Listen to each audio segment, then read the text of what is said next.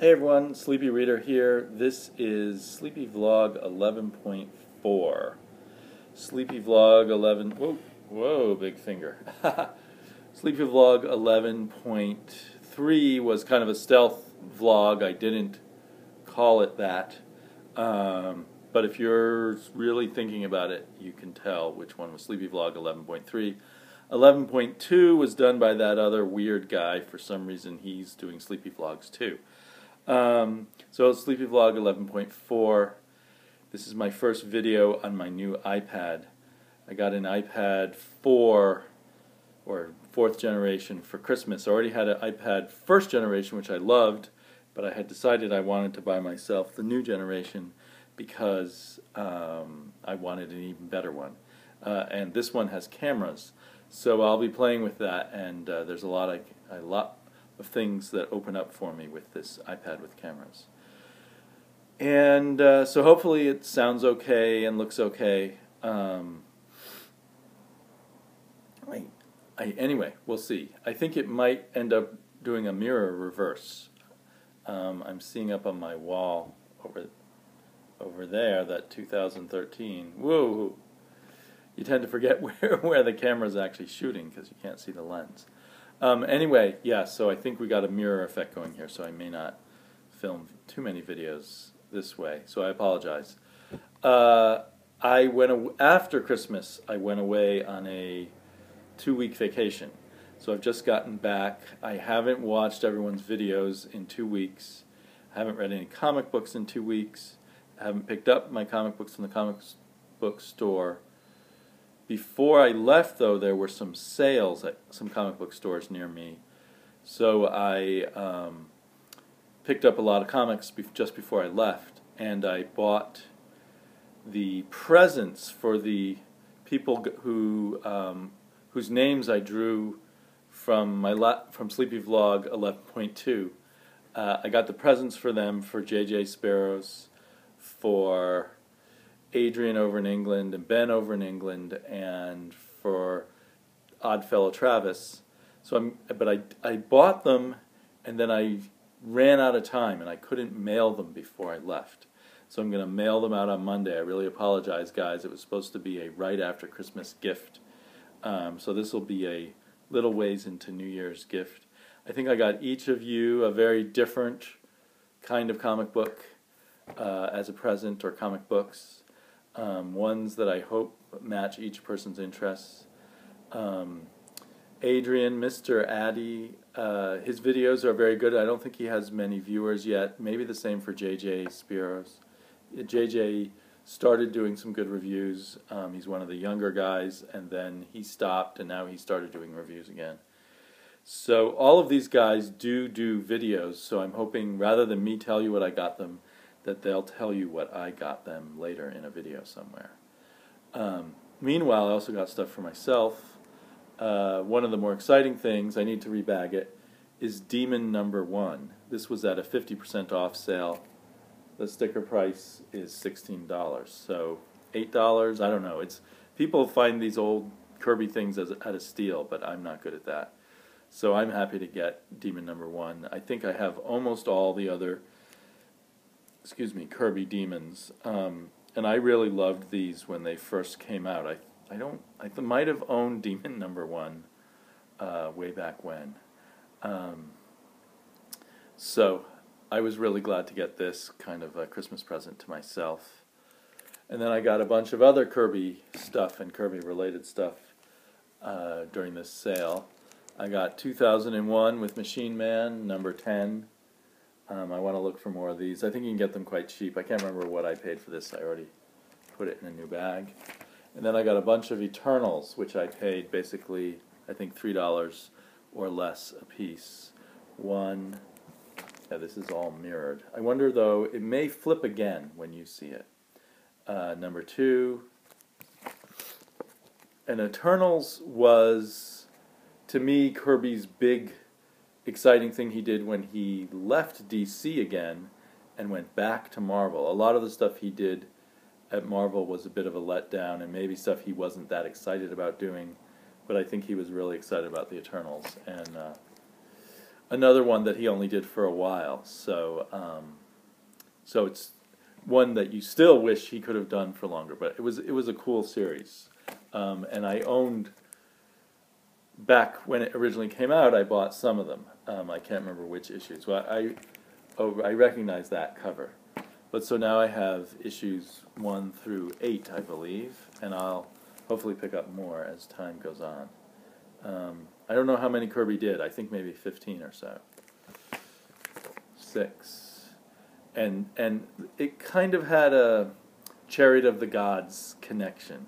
A lot of the things he did, like Commandy, had its starting point a little bit in Planet of the Apes, and this has a little bit of a starting point in Chariot of the Gods. But it not only introduces the Eternals, who are these really cool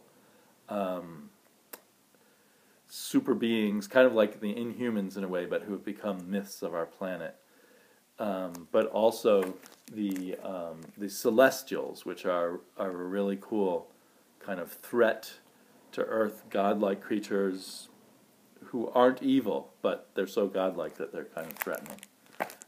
And you see the Celestials pop up over and over again over the years in Marvel. So yet another thing that Kirby created that stands the test of time.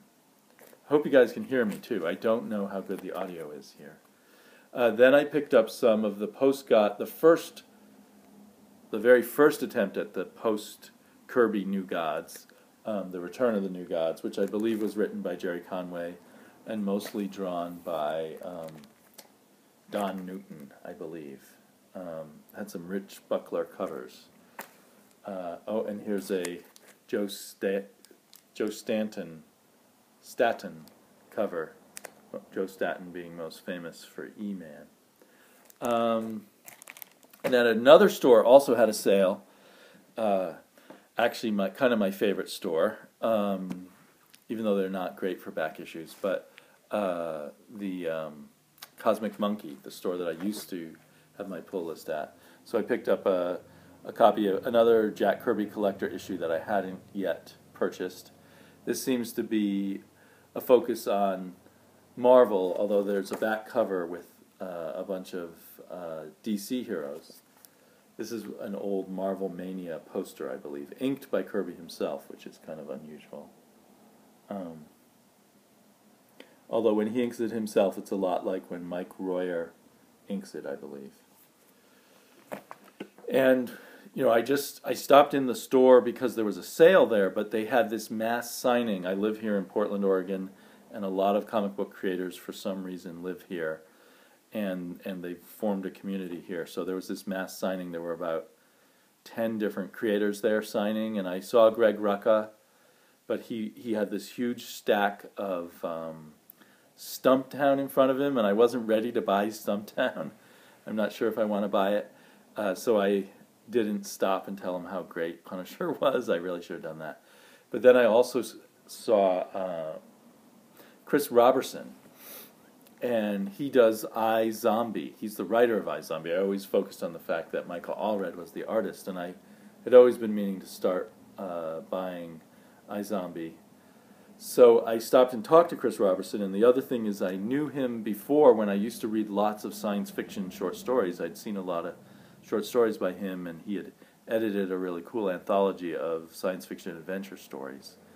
And I talked to him, and he's basically not writing prose, not writing science fiction anymore, and just writes comic books. He feels it actually reaches a larger audience. The individual books reach a larger audience than the individual science fiction novels, which he says one of the ones he wrote only sold 1,000 copies, which is kind of shocking. So even a low circulation comic book might reach 5,000, 10,000 people and then have an afterlife in trade paperbacks. So that seems to be what he's focused on. He was a really nice guy, and he signed 2 things for me. This one, for this he said, "To Damien, you are what you eat," for the iZombie. And he also signed Masks 2 for me. I don't know why I didn't buy another copy of Masks 1 and have him sign it, because Masks 1 is so good. But anyway, he wrote, on Masks 1, he wrote, "To Damien, The weed of crime bears bitter fruit. He has one of those signatures that's just a bunch of gobbledygook I can't make out. But it was fun talking to him. And he also he and his wife are the publishers of the digital comics company Monkey Brain, and they do some interesting things there. And I read his digital comic book there and some others. And at that same store, I haven't even taken it out of the bag yet, but it looks very yellowed, and it was quite inexpensive at 50% off. New Gods number 7, which was always an issue I like. I have all the New Gods in reprints, but I just thought it would be fun to own this, and someday maybe own better copies of all the New Gods comics. But this, I believe, gives an interesting backstory to the New Gods in this issue. And non-Kirby related, I just grabbed an issue of Creepy. Not that cheap, even at 50% off. It was $5. But I think I owned this as a young teenager, a Swords and Sorcery special issue, and I just wanted to grab it and see whether I'd still like it.